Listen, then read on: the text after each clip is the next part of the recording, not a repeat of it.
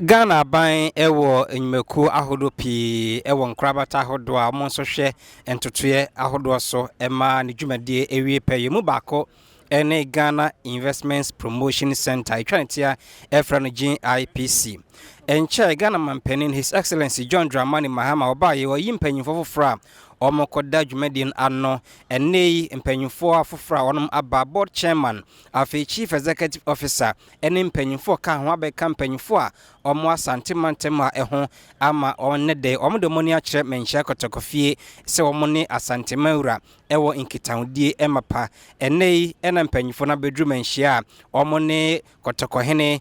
ene nananom ebetena se na amane bia omde free nkran bae no omo ede abo wono nti Opemsuo TV wa ha yebedi akire na yakwakotie enkomo a enne omne Asante man ewo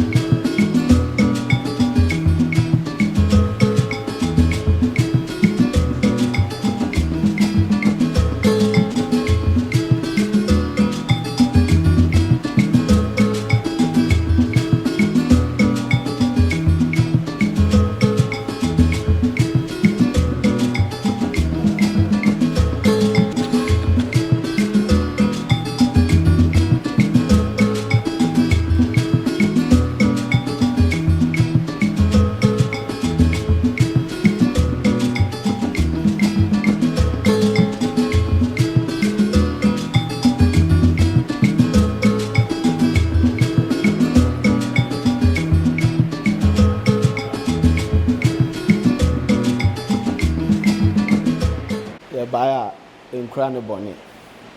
eye mpanimfo a muhu ye ohane ye free adwumaku a yefre no Ghana Investment Promotion Center eye aban adwumaku a yehwe se ye be ma ankra adwa akoye ewa aman mu ne omo free amana ne nyina eba bedi dwa wa ha na omampanyini eyi mpanimfo no ya ye nhihye bebre na ekwan ada ho se o se ba Asante mam na adwuma no a yedi no ye beda bi ho dwa wa ha enti mu ye wa ha anope ya na che se amane nyina ne se ye ba na ya nu abedi nkuta ho ne aka adwuma kuo no no ma ye ene kwan ebefa so aboa ankura adwa ewa Asante mam amana koso enti we ni dwumadie port ya ye ba bedi wa ha na menka sanche no na me adom omampanyini ye no woyi ye panyini pa ye board chairman ya na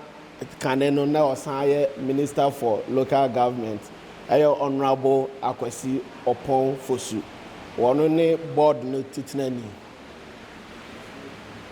ono ne free ho a ye CEO adwuma no yo kwada na odi anim Mr. Simon Maji ono so free ho a ye deputy CEO ya ono so eboa ye CEO no ma odi akwana nyanyina ono so ye friend Abdul Baba Razak na yenwe ekra no emse ye obahima so o kan ye ho ono so ye board member ya ye friend Mame Mercy Afro Ninja ya ono so ye Greater Accra Association of Markets penyini pa ntima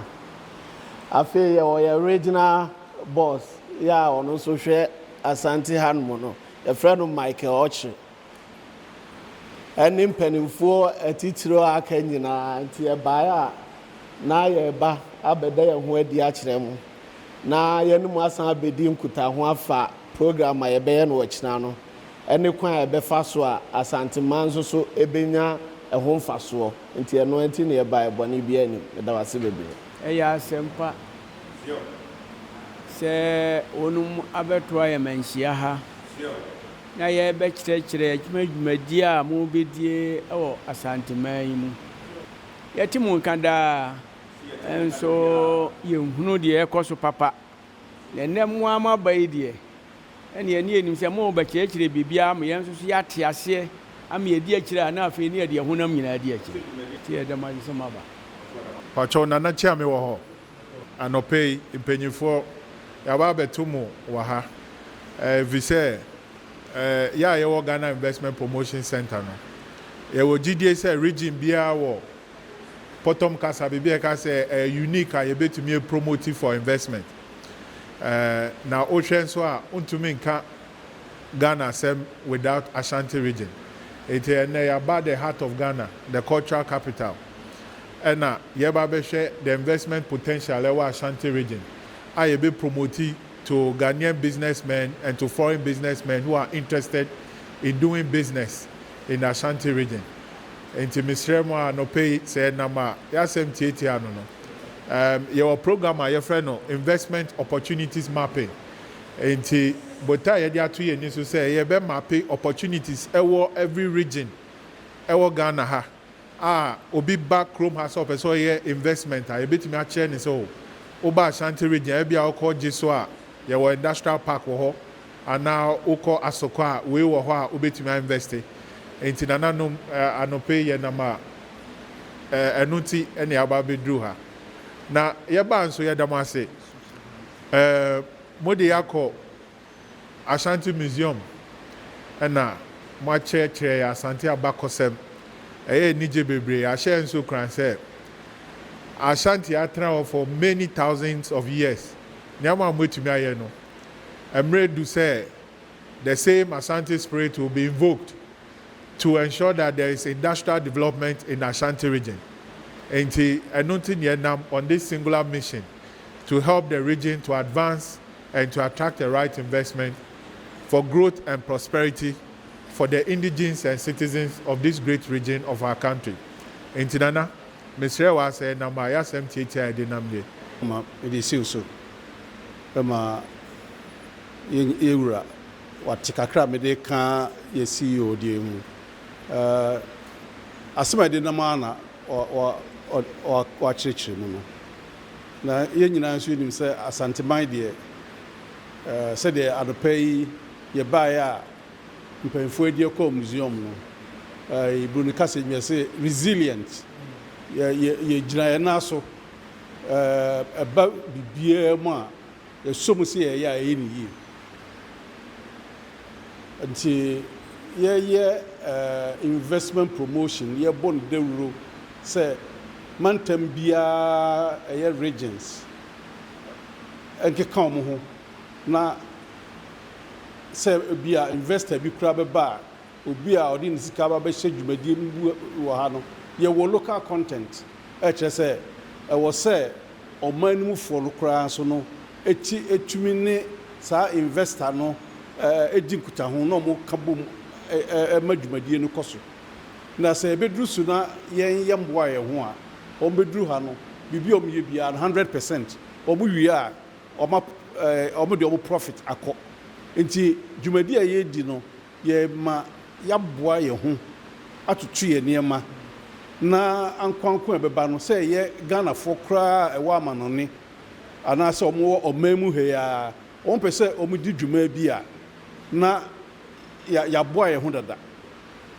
na nananom sɛbi mo na adwumadie no ne kɛseɛ no nyinaa ba bɛda mo so ɛfa nsasesɛm yɛfa wɔ nkosi ha a yɛntumi ɛnyɛ ngya nananom wɔ mu nti na yɛaba a yɛdi kan aba fie ɛde yɛn ho abɛkyerɛ na yɛabɔ ndewuro sɛ asɛm a yɛde nam ni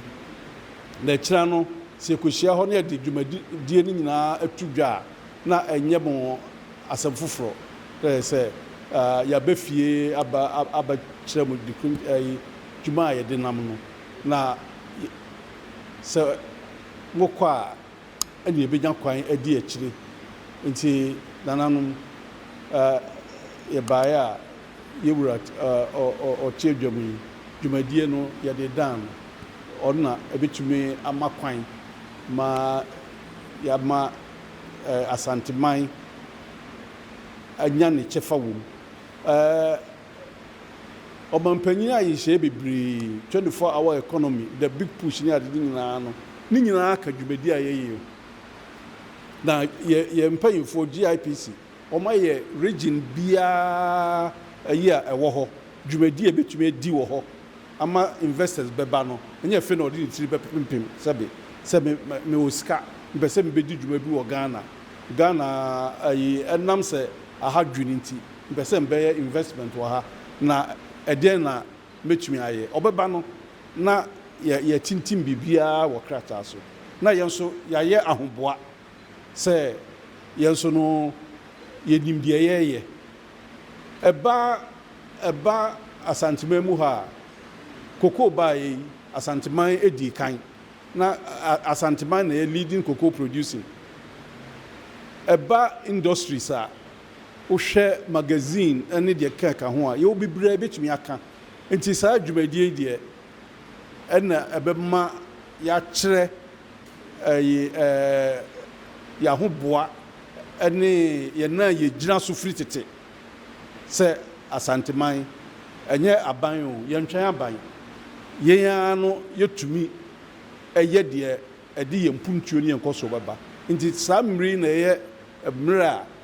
saa dwumadi a yɛdi wɔ regions mu no yɛbɛkanya yɛn ho na yɛgyina yɛn nan so na deɛ ɛwɔ mu a ɛbɛboa asanteman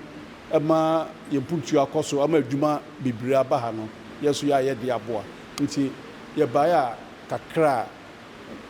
nanakyɛ me de to w'anim na aduro nana hɔ no no ase bebree yɛ sɛ ne yɛ wode ne yɛto wafa na deɛ wɔ hɔ ne sɛ ɛnkyɛre ɛna mmea me wura Ashanti Coordinating Council ayɛ Ashanti Expo ɛne sɛ enwumadie nketenkete a wɔ asanteman mu nyinaa yɛnna nadi na yɛnhunu baabi a yɛde bɛkɔ akɔhwɛ sɛ baabi a ebenya ayɛ adwuma baabi a wohyɛ mmoa a ɛsɛ sɛ yɛboa wɔ na wotumi ba soro deɛ woyɛ no baabi a wokɔ akɔtɔn no wɔn mu nyinaa mɛhyia na yɛnkyerɛ anaa obiara nda ne dwumadi kakra a ɔno ara ne nsa no dwuma ɔfa so a ɔreyɛ na yɛwura maame ekotwa ahoma mu ɛda dwumadie no adi April yi ɛna ɛne pɔmpɔmpɔ so ɛbɛba so nti deɛ mode aba deɛ ayɛ sɛ yɛtwa fufuo amonatɔ nkwan mu ɛno nti mɛpɛ sɛ mo ne Ashanti Coordinating Council ɛbɛyɛ baako na dwumadie a wɔn no ada n'adie no yɛaka ne nyinaa bɔ mu na deɛ mo nso mo de bɛboa yɛn no yɛhunu ne yɛn nkurɔfoɔ a yɛnni adwuma no a yɛpɛgye nnwuma nketenkete no mɔtumi aboa wɔn mu saa dɛm adwene yɛ me mɔtumi aboa wɔn mu anaa Ghana man aboa wɔn mu na yɛgyina yɛn n'asoɔ obi so ɔbɛboa ama wasu nti sɛ wɔawotu aba bi na wusu obi ba bɛboa wo so wahyɛ wo sɛpɔ mu nsuo woyɛ w'adeɛ nti wɔba a wɔde bi na ɛbɛka ho nti yɛn Ashanti region deɛ Coordinating Council am yɛhu ne sɛ enyuma nketenkete no nyinaa yɛbɛbie forum kɛseɛ na yɛn bɛyɛ 2 weeks 24 hours yɛbɛfa nipa no wɔn mu hɔ mu anu aduane wɔn yɛ bibia dwumadie bi a wɔyɛ bia wɔde ɛba hɔ ama yɛhunu tokuro a wɔhyɛ mu na kwan yɛsɛ ɛfa soɔ na yɛde ɔba nti deɛ mo de ba yɛ deɛ ɛyɛ ɛkwampa yɛ a mo so mbɔbu aba soɔ sɛ mo sɛ mo so mbɔhunu deɛ ɛkɔ so deɛ a ɛne ɛne mɛpɛ sɛ Ashanti Coordinating Council mo ne wɔn mu bɛyɛ baako na me wura aba so a menya amane pa bi ɛnso de abɔ no sɛ mo so mo bae sei na mo bɔyɛ yɛ ne yɛkyerɛ mo kwan na deɛ mo so kɔsie no sɛ bɛboa asanteman o sɛ bɛboa hone o yɛn nyinaa yɛhunu yɛnim sɛ mo so mu yie na mo boa yɛn nkurɔfoɔ no deɛ a ɛne biribiara so bɛkɔ yie a asanteman mu a yɛdɛm ase obi srɛ no wanto ne nsɛm a yɛkyi nti ɛkwan da fam